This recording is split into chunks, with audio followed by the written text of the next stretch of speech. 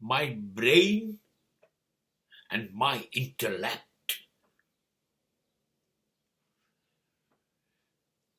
is my ultimate foolishness.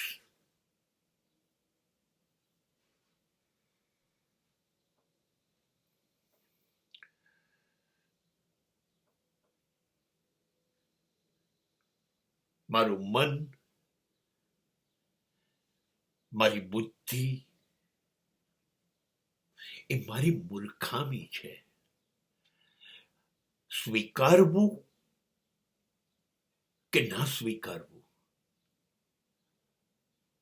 એ દરેક વ્યક્તિ પર આધારિત છે. પણ એવું એક આધ્યાત્મિક વચન છે કે બુદ્ધિ એ વેશ્યા છે. જેમ વેશ્યા બની ગયેલી સ્ત્રી જીવનભર ક્યારેય કોઈની થાય નહીં.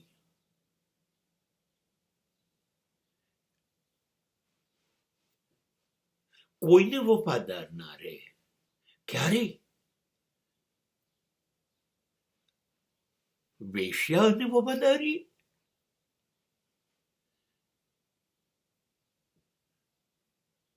એ જ રીતે તમારી બુદ્ધિ તમને વફાદાર છે એવું તમે માનો છો એટલે તો જિંદગીના બધા નિર્ણયો તમે બુદ્ધિને સોંપી દો છો. અને બુદ્ધિ વફાદાર નથી, વેશ્યા છે.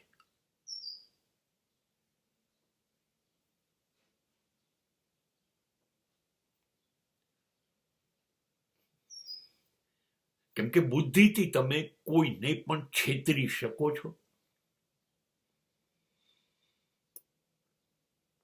પણ કોઈને પણ છેતરવા માટે વપરાયેલી બુદ્ધિ નો પ્રથમ પ્રયોગ છેતરવાનો તો તમારી સાથે જ થયો.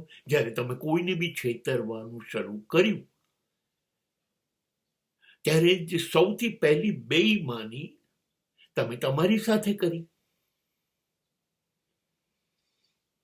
તો જુઓ, બુદ્ધિ તમારી પણ ના થઈ, તમને પણ બેઈમાન અપ્રમાણિક બનાવ્યા.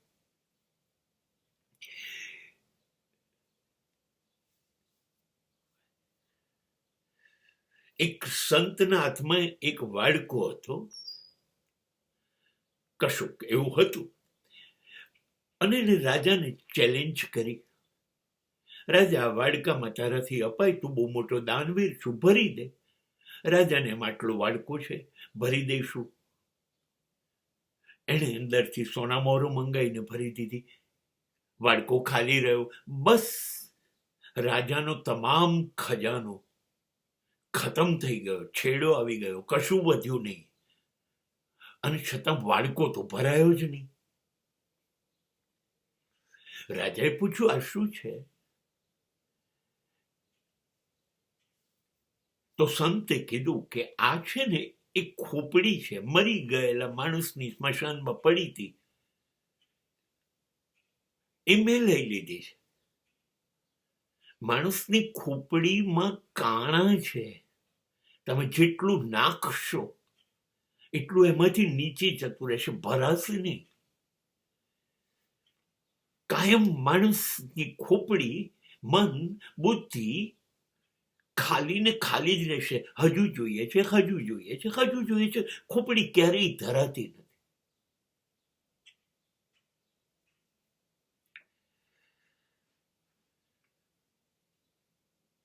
અને એટલા માટે હું તમને બહુ જ સત્ય કહું છું.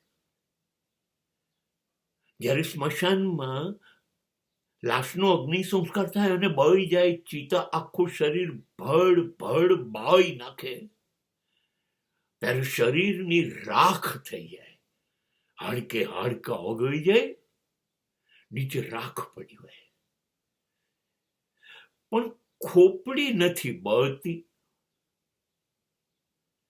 જુઓ તમે, માણસ જેવો માણસ જે આગ ખાઈ ગઈ, એ આગ ખોપડી નથી બાળી શકતી. એનો સ્વભાવ છે. ખોપડી બાયા કરે, બળે નહીં. એટલે લાશ ખતમ થઈને રાખ થઈ જાય ને તો ખોપડીઓ સ્મશાનમાં અથડાતી હોય. અને જતા આવતા ડાઘુઓની લાતો ખાય છે, પણ ખોપડી ખોપડી જ રહે છે. બસ